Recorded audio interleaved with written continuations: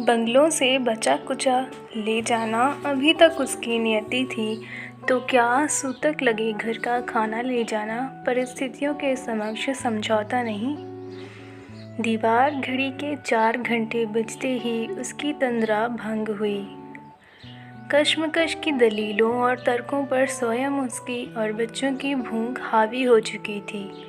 घर में घुसते ही नथनों में घुस आई घी की महक और भुने राजगिरी की खुशबू से कला की आंतें कुलबुला गईं। घर से भूखे पेट आज वह काम पर निकली थी। कल शाम बंगलों से मिले बचे कुचे भोजन को वह सुबह बच्चों को नाश्ते के रूप में दे आई थी। उसी से रात का भोजन कर वह सुबह बच्चों को लिए रख पाई थी। अपना हिस्सा रख पाना उसके लिए संभव नहीं था। पति के आकस्मिक निधन से ऐसी स्थिति निर्मित हुई थी। छोटी बहन लाजो के प्रयास से सिर छुपाने के लिए नाले के समीप झुग्गियों में एक किराए का घर ले पाई थी। पास के रिहायशी कॉलोनी में लाजो के संपर्क और अनुनय विनय पर उसे 5 बंगलों में झाड़ू पोंछे और बर्तन मांजने का काम मिल पाया था। लाजो ने यथासंभव उसकी सहायता की थी। कला आज बर्तन नहीं है। साफ सफाई के बाद ये लिस्ट लेकर किराने का सामान ले आ। साहब बात कराए हैं। लिस्ट के अनुसार उपवास का अच्छा सामान लेना। मेम साहब की बातों से घी की लहराती महक रास्ता भूलकर उसके नथनों से दूर हो गई। रोज़ अच्छे से झाड़ू पोंछा करना। घर में सभी का उपवास है। मिकी और टीना तो शाम को एक समय फलाहार लेंगे। मेरा और साहब का फल दूध से काम चल जाएगा। मेम साहब ने सामान के लिए थैला बरामदे में रखते हुए ये कहा। घर की साफ सफाई के बाद थैला लेकर वह किराने की दुकान की ओर चल पड़ी। आज वैसे भी वर्मा साहब और गुप्ता साहब के यहाँ छुट्टी थी। वे दोनों सपरिवार एक सप्ताह के लिए वैष्णो देवी के दर्शन हेतु गए थे। किराने की दुकान पर सेठ को लिस्ट देकर पॉलीथीन में भरे मखाने, छुहारे, राजगिरी, सूखे मेवे और न जाने क्या क्या, जिनके बारे में उसने ना कभी सुना था और ना ही देखा था, वह देखने लगी। उपवास में ऐसा भोजन, इसका मतलब आज भी बचा कुचा खाना बंगले से नहीं मिलने वाला। आज 2 बंगले बंद मिलेंगे और 3 बंगलों में व्रत उपवास के कारण कुछ भी मिलने से रहा। पल्लू से माथे पर पसीने की बूंदों को पोंछते समय पल्लू की गांठ में बंधे पैसों की ओर ध्यान गया। खोलकर देखा, एक 10 का नोट, 5 और 2 रुपए के एक सिक्के थे। 17 रुपये से महीने का आखिरी सप्ताह गुजारना मुश्किल ही नहीं नामुमकिन था। उस पर बंगलों से एडवांस तनख्वाह मांगना यानी हाथ से काम गंवाना था। कला चाय पी ले। वर्मा मेम साहब ने चाय दी। सुबह से चौथी चाय थी। खाली पेट चाय से भर भर कर मानसिक रूप से तो संतोष मिल रहा था, परंतु शारीरिक रूप से पेट की आग का दमन कर पाने में वो असमर्थ थी। शाम को मत आना, बर्तन नहीं होंगे। चाय का भगोना और कप तो मैं धुल लूँगी। जिसकी उम्मीद थी वही हुआ। इस बंगले में तो शाम की गुंजाइश ही न रही।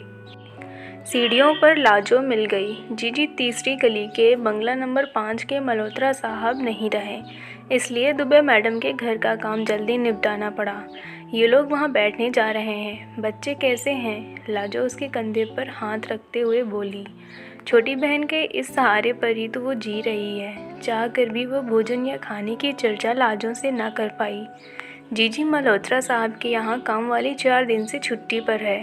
तू तो जानती है, तेरी बगल वाली झुग्गी की सत्तों को परसों चोरी के झूठे केस में पुलिस उसके पति को पकड़ कर ले गई। वो बेचारी थाने कचहरी के चक्कर में उलझी होगी। तुझसे क्या बन पाएगा आज? मल्होत्रा साहब के यहाँ जाकर काम कर देगी। लाजो, अभी बंगाली साहब का काम बाकी है। उनका काम निपटा कर घर पहुँचना है। बच्चे भूखे होंगे। देख, सूरज भी चढ़ाया है। देखती हूँ, यदि बंगाली साहब के घर का काम जल्दी हो गया तो पहुँच जाऊँगी। कहते हुए दोनों अपने अपने गंतव्य की ओर होली।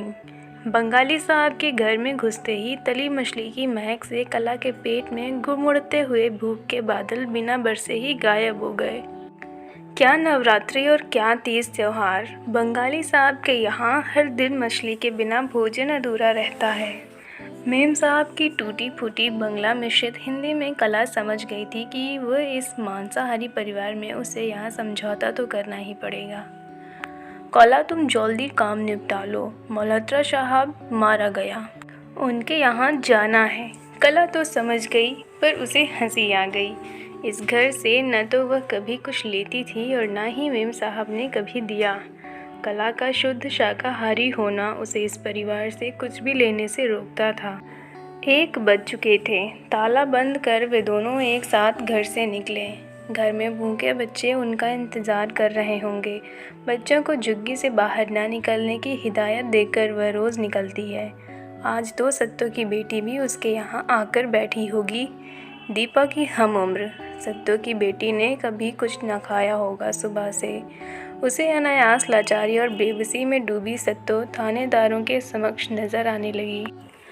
पति के लिए कितना गिड़गिड़ा रही होगी।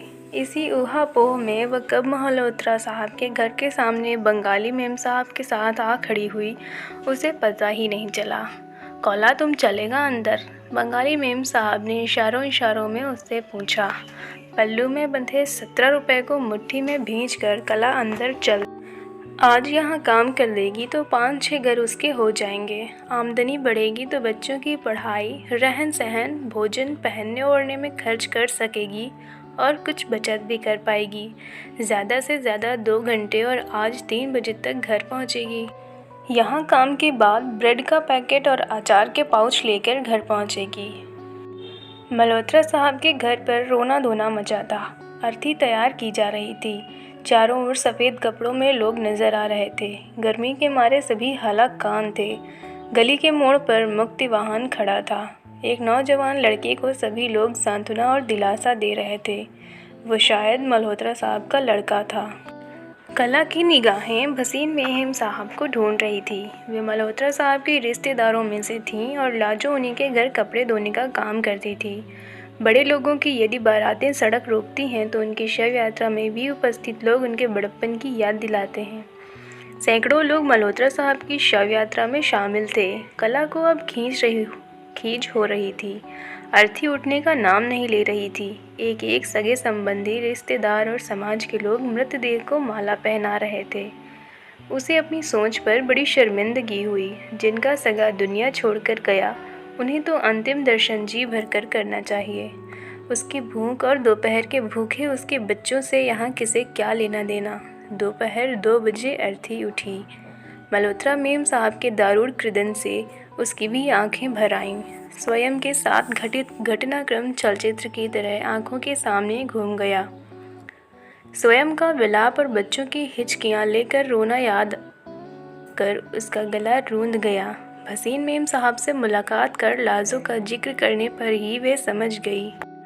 काम से तो कला ने कभी जी नहीं चुराया था। रसोई में बर्तन से लेकर झाड़ू पोंछा, आने जाने वालों के लिए चाय, ठंडे पानी की व्यवस्था से लेकर छत में पड़े सूखे कपड़ों को लाकर तय करने तक वह निशब्द सब कुछ चुपचाप करती रही। उसे कभी कभी अपने द्वारा किए गए शारीरिक श्रम पर आश्चर्य भी होता। सुबह से भूखे पेट वो इतना काम किस जोश और जुनून में करती गई। मल्होत्रा मेम साहब की बहन, जिन्हें सब बुआ जी संबोधित कर रहे थे, के कहे अनुसार वह चुपचाप एक एक काम निपटाती गई। 3:30 बज चुके थे। बुआ जी मैं जाऊँ क्या? 5 बजे तक फिर से आ जाऊंगी। बच्चे घर में अकेले मेरी प्रतीक्षा कर रहे होंगे। कला बुआ जी से पूछ बैठी। रोते रोते लाल हो चुकी आंखों से पलकें झपकाकर बुआ जी ने हामी भरी तो उसकी जान में जान आई। बंगले से निकलकर घर जाकर उसे नहाना होगा। पिछवाड़े ही टीन के पत्थरों को जोड़कर नहाने की जगह बनी थी। बाई, मल्होत्रा साहब के बंगले से आवाज़ आई। किसी ने उसे ही चिल्लाकर पुकारा। मुड़कर देखा तो 20-22 वर्ष की लड़की उसे हाथ के इशारे से बुला रही थी। अब उसे एक एक पल भारी लग रहा था। फिर भी लड़की के आग्रह से वह वापस आई। बाई अंदर, बुआ जी बुला रही हैं। लड़की ने कहा। रसोई में बुआ जी फ्रिज से खाना निकाल रही थी। कला घर से मिट्टी उठी है, सूतक लगा है। आज दोपहर का भोजन तो पक चुका था। खाएगा तो कोई नहीं, इन्हें तू ले जा, बुआ जी ने कहा। डाइनिंग टेबल पर पत्ता गोभी की सब्जी, दाल, पनीर का रसा, गर्म डिब्बे में रखियाँ रोटियाँ, भात, न जाने क्या क्या था। सब गड्ढ-मड्ढ होने लगा। कला का सिर चकरा गया। बंगलों से बचा खुचा ले जाना अभी तक उसकी नियति तो थी, तो क्या सूतक लगे घर का खाना ले जाना परिस्थितियों के समक्ष समझौता नहीं? दीवार घड़ी के 4 घंटे बजते ही उसकी तंद्रा भंग हुई। कशमकश की दलीलों और तर्कों पर स्वयं उसकी और बच्चों की भूख हावी हो चुकी थी। बड़े पॉलीथीन बैग में रखे छोटे छोटे पैकेटों में खाना लिए वो लंबे डग भरते हुए घर की ओर लौट रही थी।